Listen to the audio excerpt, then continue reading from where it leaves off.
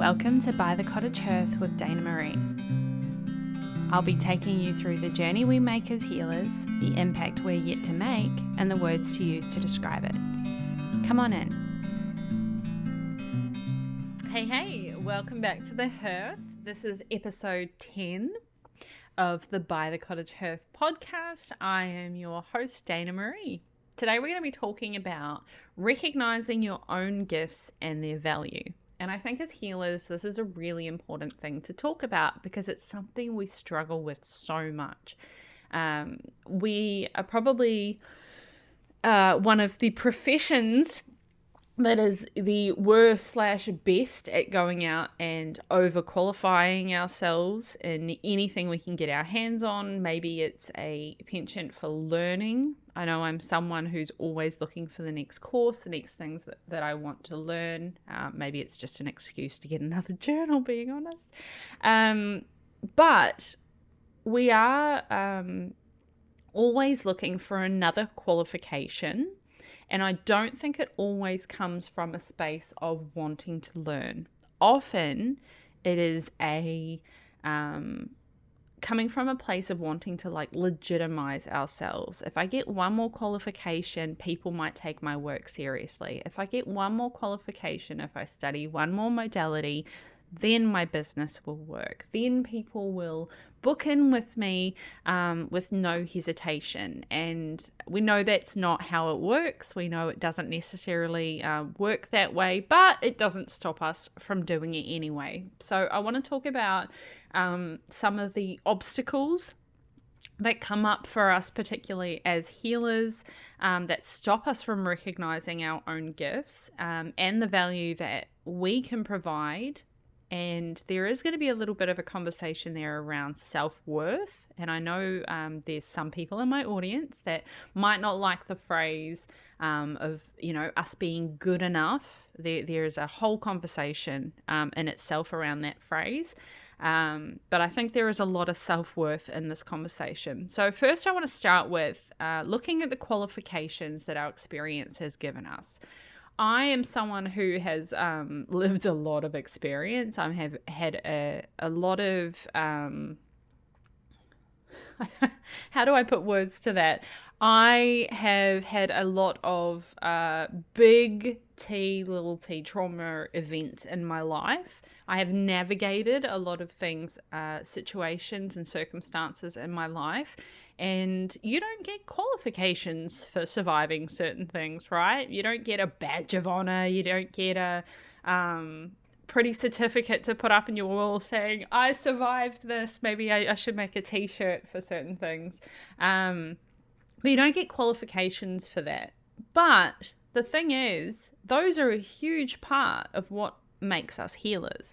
Those are a huge part of what contributes to why we work with certain people, why we want to help people with certain things, the compassion that we have, the perspective and the understanding that we have.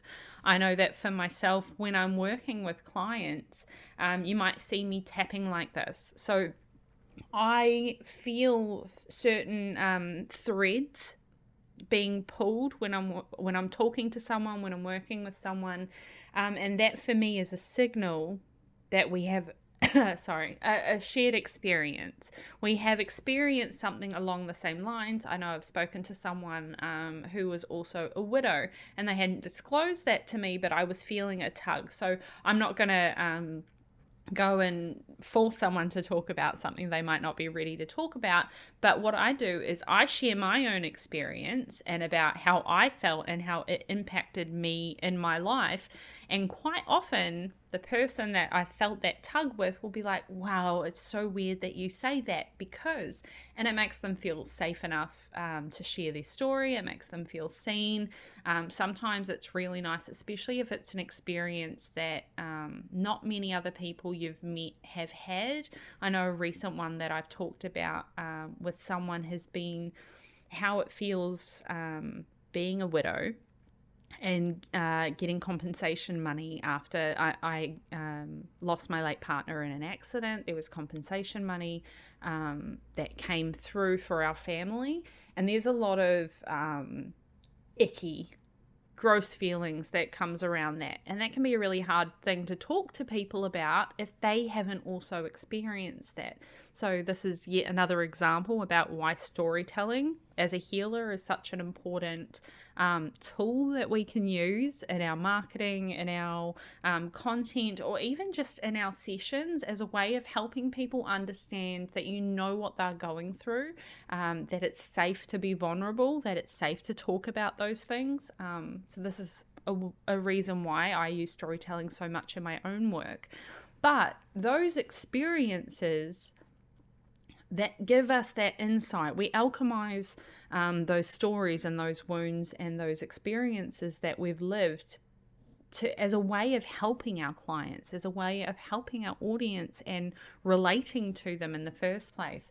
And I think we don't give ourselves enough credit when it comes to how much lived experience we've actually had. I know that I've got people in my audience and people in my world that they might really focus on their modality. They may really dive deep. They're like, oh, I'm going to study the next course. I'm going to do the advanced diploma version of this.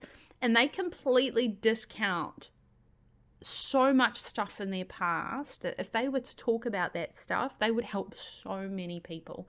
And of course, I'm going to be honest about the fact that some things we're not ready to talk about. So that's also a consideration to pay attention to. But if it's something that you are totally fine talking about, it's really important to look at the lived experience you've had and look at what qualifications we've gotten from our experience. Maybe you have learned how to be a really good listener because you worked in aged care. This is me, of course, coming back to my own stories. I worked in aged care, and that really helped me consider the dignity of some people. You know, there's certain things that they want to be able to keep their independence and do because it's going to help them preserve their dignity as elderly people.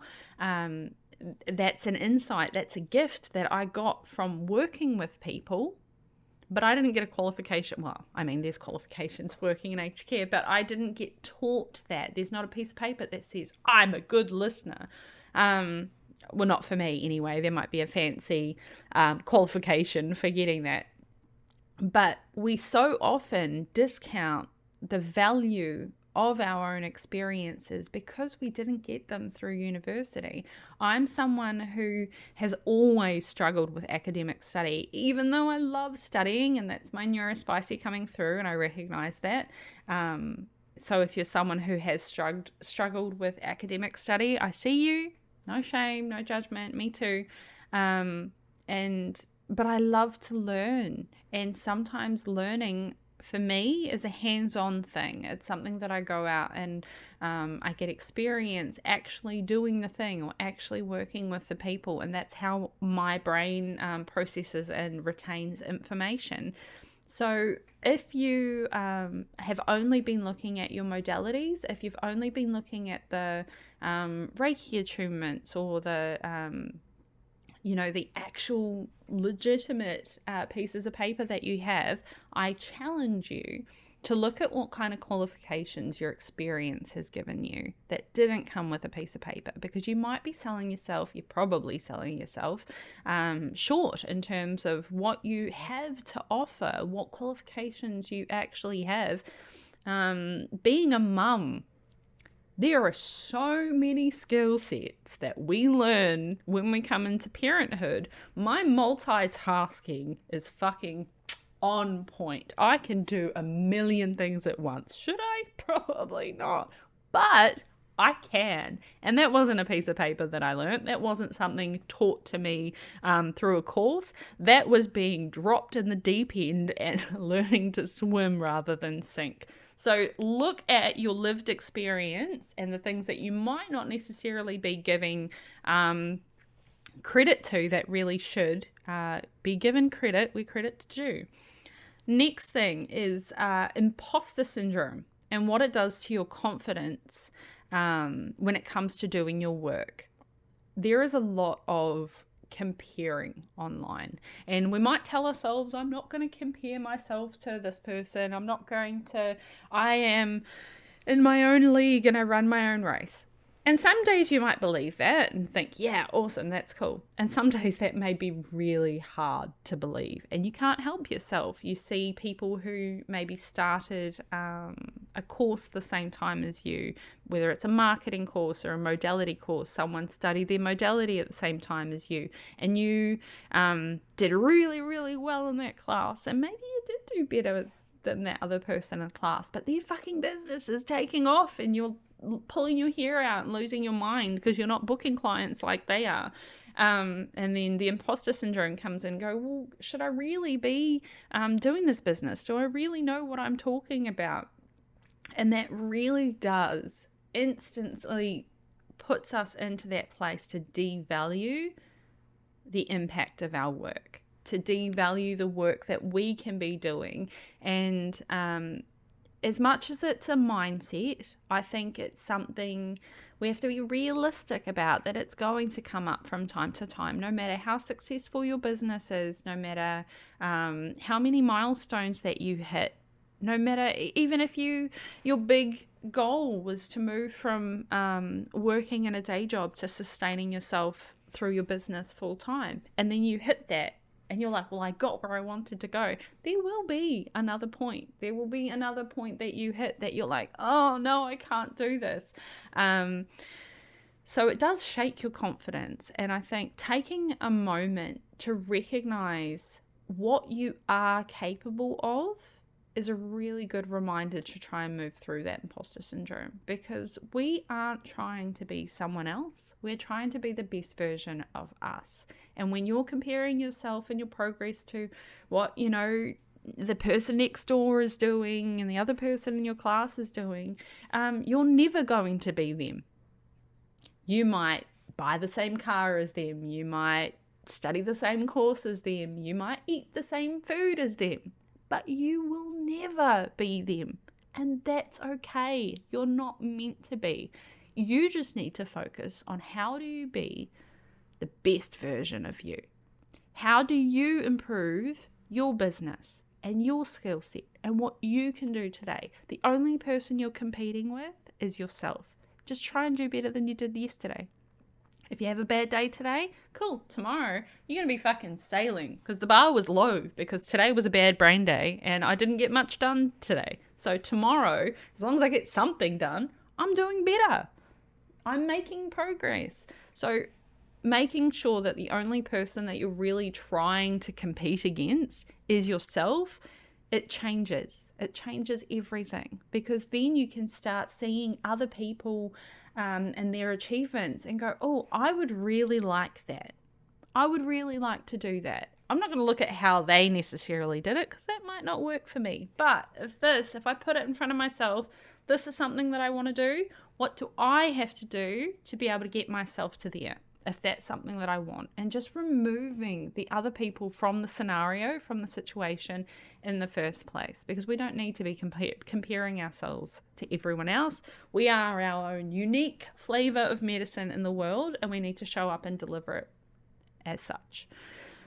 Last one is the difference between getting a qualification and studying because you feel like you need something else to be legitimate, to be valuable, to be recognized, and studying a qualification or a course to plug a gap in your knowledge for your business.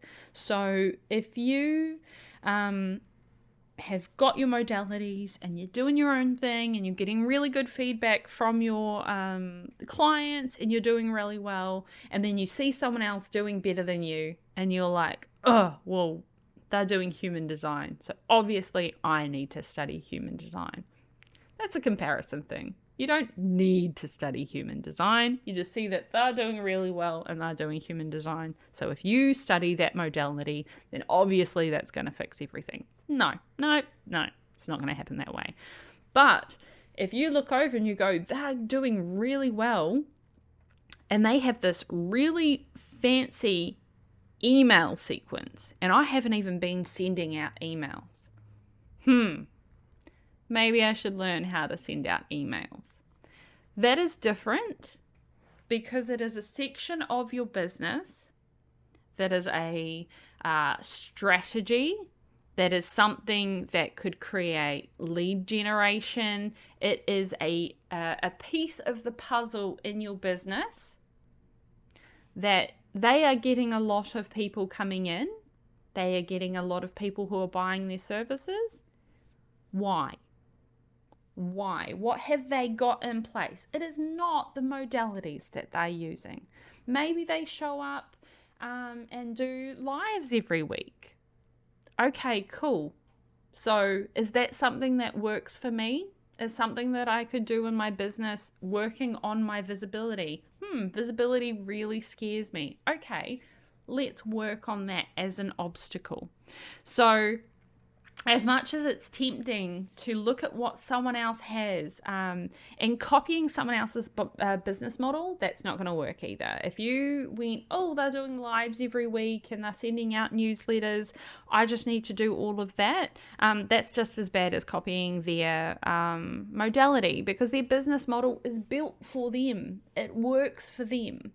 Right? But if you have goals to send out a newsletter and you don't know how to send the newsletter, you can learn how to send the newsletter. But if you're doing it because someone else is doing it and you're trying to copy them, you're always going to be copying someone else.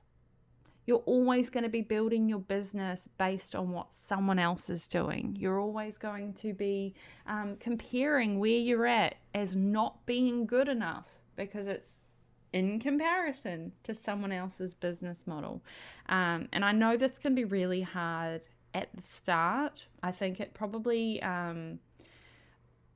started in those first couple of years for me, seeing how well other people were doing when I was still trying to figure certain pieces out. And I told myself if I just had a prettier website, if I had better branding photos, if I had this, if I had that, I was always in problem fix it mode. Like there was always something wrong with my business.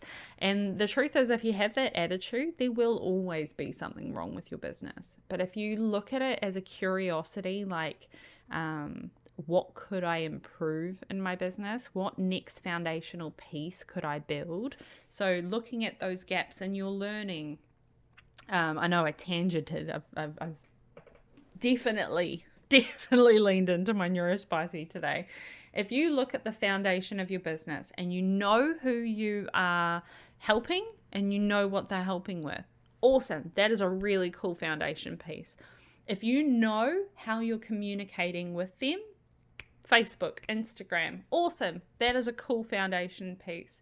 If you know that you want to do a lot of one-to-one work, but you don't know how to get them into a calendar, and that would really help you in terms of organization, in terms of having things automated and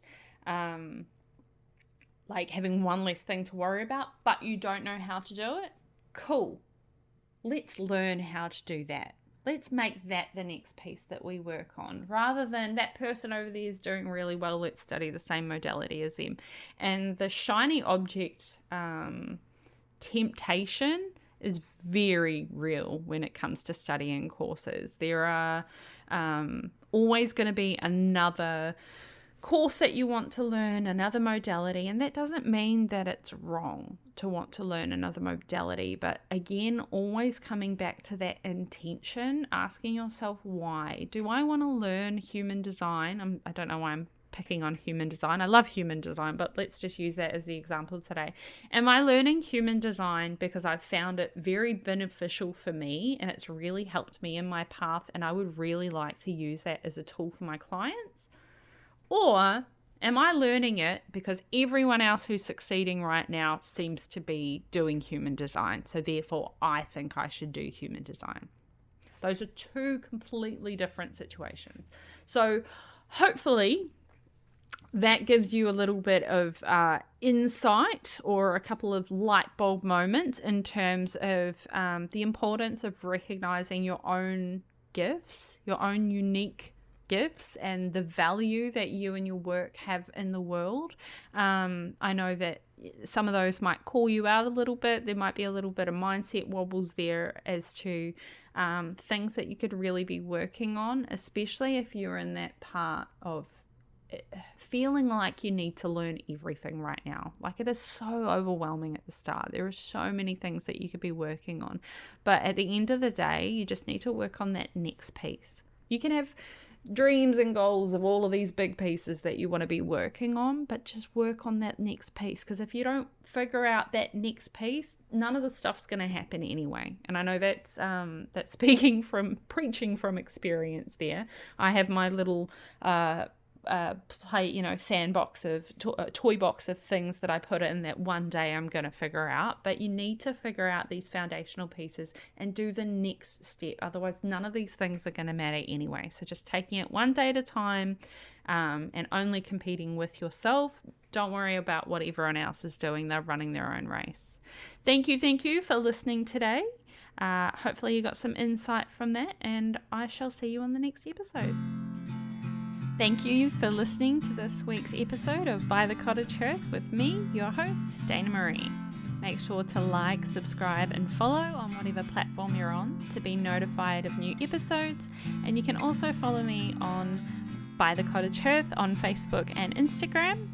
Check out show notes for any links or freebie goodies that I might have going at the time. Otherwise, I'll see you on the next episode. Keep healing.